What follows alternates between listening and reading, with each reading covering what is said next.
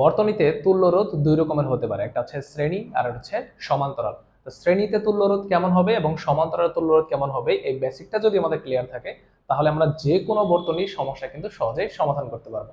তো চলো আমরা দেখে আসি শ্রেণীতে এবং সমান্তরালে তুল্য রোধগুলো আসলে কিভাবে কাজ করে।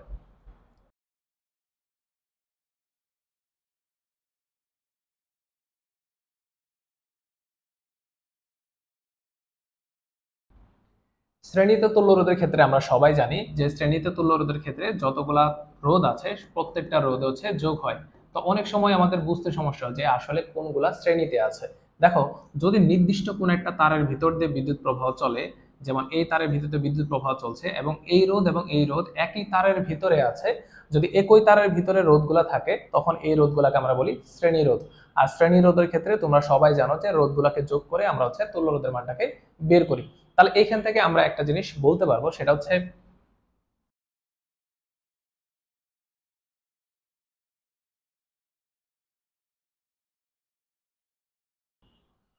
আমরা এখান থেকে সহজে বলতে পারি যেহেতু প্রত্যেকটা রোধ যোগ করে আমরা তুল্য রোধের মান পাবো আর রোধ কখনোই নেগেটিভ হয় না, সেই ক্ষেত্রে তুল্য রোধ যে কোনো রোধের মানে থেকে অবশ্যই বড় হবে।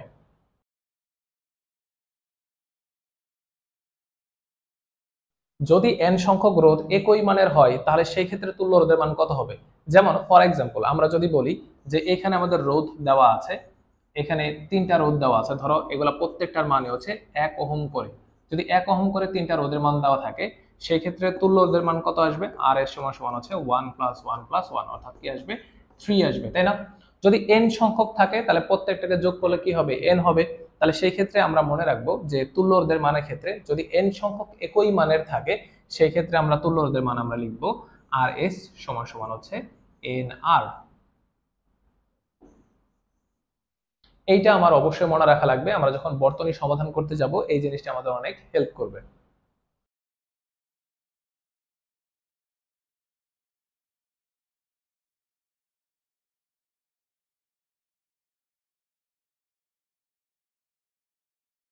যদি সমান্তরালে তিনটা রোধ থাকে তাহলে সেই ক্ষেত্রে এখান থেকে তুল্য রোধ আমরা কি লিখবো? এখান থেকে তুল্য রোধ হচ্ছে আমরা সবাই জানি 1/Rp সমান সমান হচ্ছে 1/R1 + 1/R2 প্লাস হচ্ছে 1/R3। সমান্তরাল তুল্য রোধগুলা হচ্ছে 1 আকারে হচ্ছে যোগ হয়।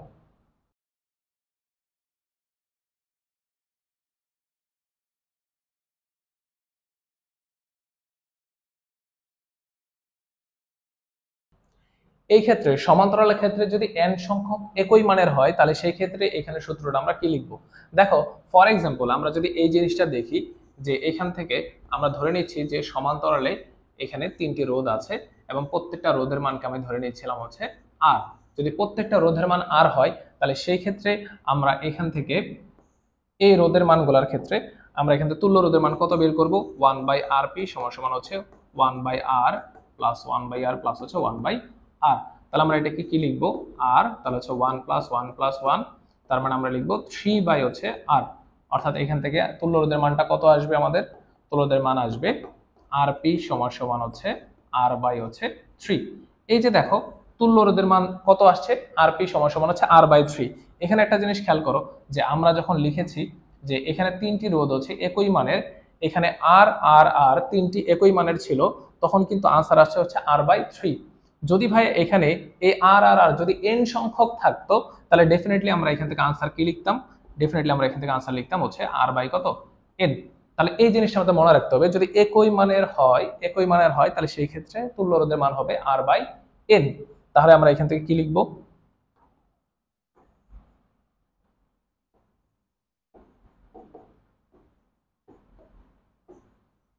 R/n। তাহলে আমাদের এই শর্টকাটটা লাগবে, আমরা যখন সার্কিট সমাধান করতে যাব এই জিনিসটা আমাদের লাগবে, তোমরা অবশ্যই নোট ডাউন করে রাখো।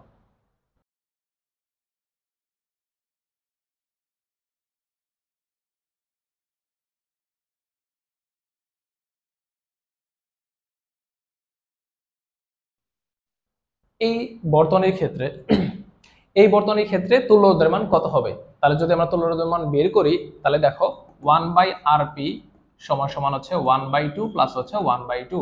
তার মানে কি হবে? 1 + 1 অর্থাৎ কি হবে? 1। তার মানে এখানে বর্তনীর তুল্য রোধের মান হবে 1। আমরা এটাকে আরো শর্টকাট ওয়েতে সমাধান করতে পারি। আমাদের শর্টকাট ওয়েটা হচ্ছে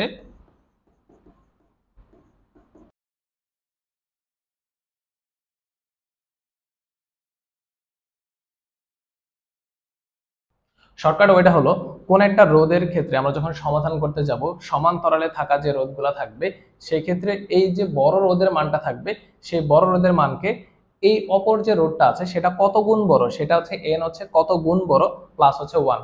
যেমন এটাকে যদি আমরা সমাধান করতে যেতাম তাহলে আমরা কি লিখতাম, এখানে আমাদের বড় রোধ বলতে দেখো এখানে যেহেতু দুইটা রোধ আছে এবং দুইটা রোধের মান সমান, তার মানে বড় রোধ হচ্ছে এখানে আমাদের 2।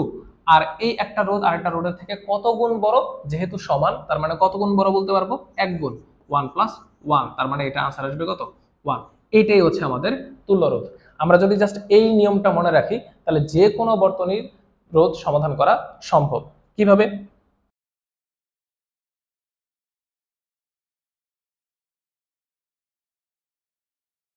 তাহলে বলো এই বর্তনীর সমাধানটা আমরা কিভাবে সহজে শেষ করে ফেলতে পারবো। দেখো এখানে এই দুইটা রোধের ভিতরে বড় রোধ কোনটা, বড় রোধ হচ্ছে 4 ওহম। তাহলে 4 ওহম হচ্ছে আমাদের বড় রোধ, ডিভাইডেড বাই এই রোধটা এই রোধের থেকে কত গুণ বড়, ডেফিনেটলি 2 থেকে 4, তার মানে দ্বিগুণ বড়। তাহলে আমরা এটা লিখবো 2 প্লাস হচ্ছে 1, তাহলে আনসার আসবে হচ্ছে 4/3। এইটাই হচ্ছে এই বর্তনীর আমাদের তুল্য রোধ। আমরা এটা সহজে মনে রাখতে পারি। অথবা তোমরা এইভাবে মনে রাখতে পারো, যদি একটি রোধ অপরটা রোধের দ্বিগুণ হয় সেই ক্ষেত্রে বড় রোধকে আমরা 3 দ্বারা ভাগ করলে তুল্য রোধের মান পাওয়া যায়। একদম সহজ। কি বললাম? যদি একটি রোধ অপরটা রোধের কি হয়, দ্বিগুণ হয়, সেই ক্ষেত্রে বড়টাকে কত দ্বারা ভাগ করা লাগবে, 3 দিয়ে ভাগ করা লাগবে, তাহলে হচ্ছে সহজ।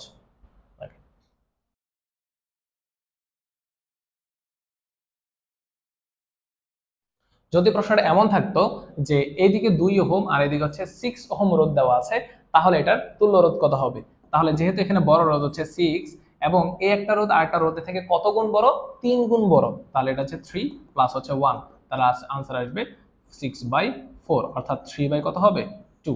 আমরা এভাবে কিন্তু যে কোনো রোধের তুল্য রোধের মান সহজে বের করতে পারবো। ওকে,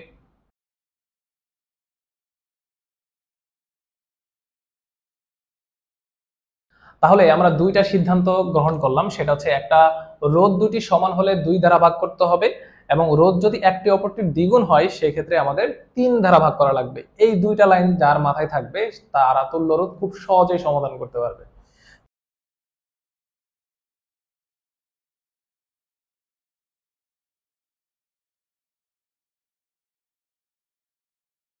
তাহলে ভাইয়ারা এটা কিভাবে সহজে আমরা সমাধান করতে পারি, দেখো এখানে একটা বর্তনী দেওয়া আছে, যে বর্তনীতে এইটা হচ্ছে 2 ওহম রোধ, এইটাও 2, এইটাও 2, আবার এটা হচ্ছে 2। তো এই বর্তনীর ভিতরে তোমরা একটা জিনিস খেয়াল করো, যে এই যে দুইটা প্রান্ত আছে, এই দুইটা প্রান্তের ভিতরে এই যে দুইটা প্রান্তের যে রোধগুলো আছে এই রোধগুলো কিন্তু হচ্ছে সমান্তরালে আছে।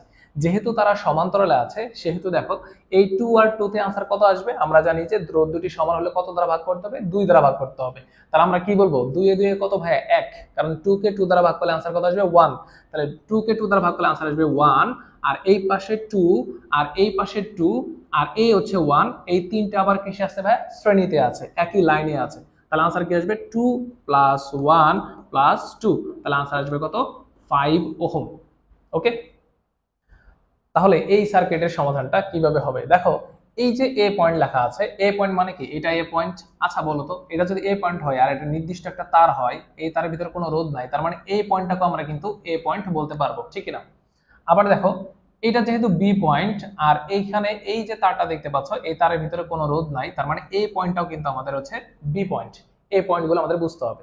তাহলে দেখো এখানে এই যে রোধটা দেখতে পাচ্ছ, এই রোধের প্রান্ত বিন্দু কে ভাইয়া, এবি। তাহলে আমরা এটা লিখে নিচ্ছি, এ বি দুইটা প্রান্ত বিন্দু, তার মানে এবি প্রান্তের বিন্দুর ভিতরে এই 2 ওহম রোধটা আছে, 2 ওহম রোধ।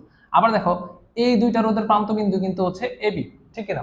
তাহলে এইটা এখান থেকে আমরা কি লিখতে পারি, যে এখানে একটা রোধ আছে যেটা হচ্ছে এবি, আবার এই যে রোধটা দেখতে পাচ্ছ এই রোধের প্রান্ত বিন্দু কিন্তু হচ্ছে এবি, তাহলে সেই ক্ষেত্রে এইটা হচ্ছে আমাদের এবি।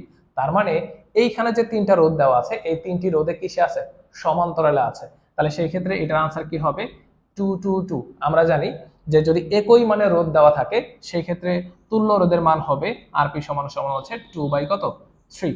একই মানের হলে ওই যে একটু আগে পড়ে আসলাম r/n হয়, একই মানের n সংখ্যক হলে আরপি সমান সমান হচ্ছে r/n হয়, তাহলে সেই ক্ষেত্রে কি হবে, 2/3 হবে।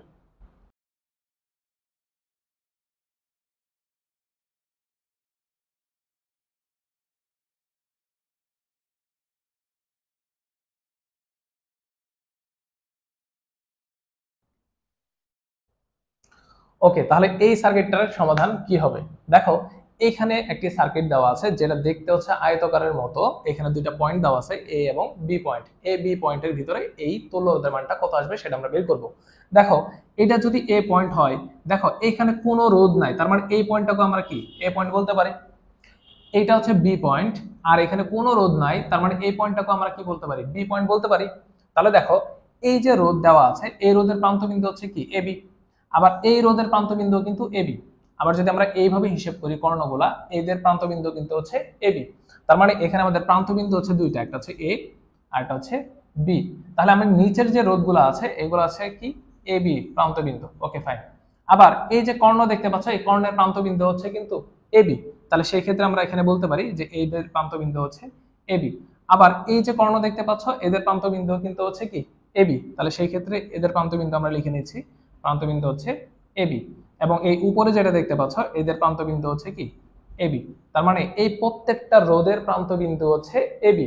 এবং নির্দিষ্ট একটা প্রান্তবিন্দুর ভিতরে যতগুলো রোধ থাকবে প্রত্যেকটা রোধই হচ্ছে সমান্তরালে থাকে। তাহলে সেই ক্ষেত্রে আমরা এখানে আনসার কি বলতে পারি, এটাও two two two two two two. তাহলে দেখো, এইখানে এই যে এ রোধ এটা হচ্ছে কত, 4, এইটাও কত 4, এটাও কত 4, এইটা হচ্ছে 4। কারণ এরা প্রত্যেকে শ্রেণীতে আছে এবং এই প্রত্যেকটা রোধ আবার প্রত্যেকটা রোধের সাথে সমান্তরালে আছে। তাহলে যেহেতু সমান্তরালে একই মানে রোধ দেওয়া আছে, তার মানে এটা তুল্য রোধের মান হবে 4/1 2 3 4। তার মানে 4/4 তুল্য রোধের মান হবে 1 ওহম। তাহলে আমরা বুঝে নিলাম যে প্রত্যেকটা প্রান্ত, যতগুলা নির্দিষ্ট একটা প্রান্তের ভিতরে যতগুলা রোধ থাকবে এবং ওই রোধগুলা অবশ্যই কিসে থাকবে, সমান্তরালে থাকবে।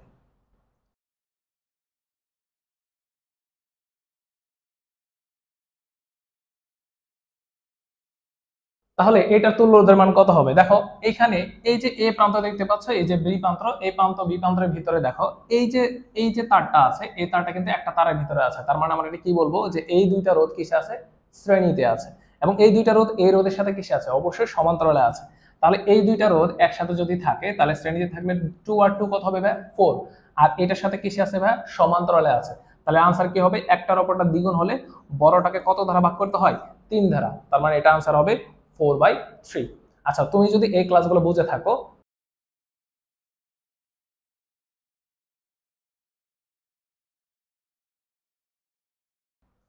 তাহলে বলো এই রোধের তুল্য রোধের মান কত হবে।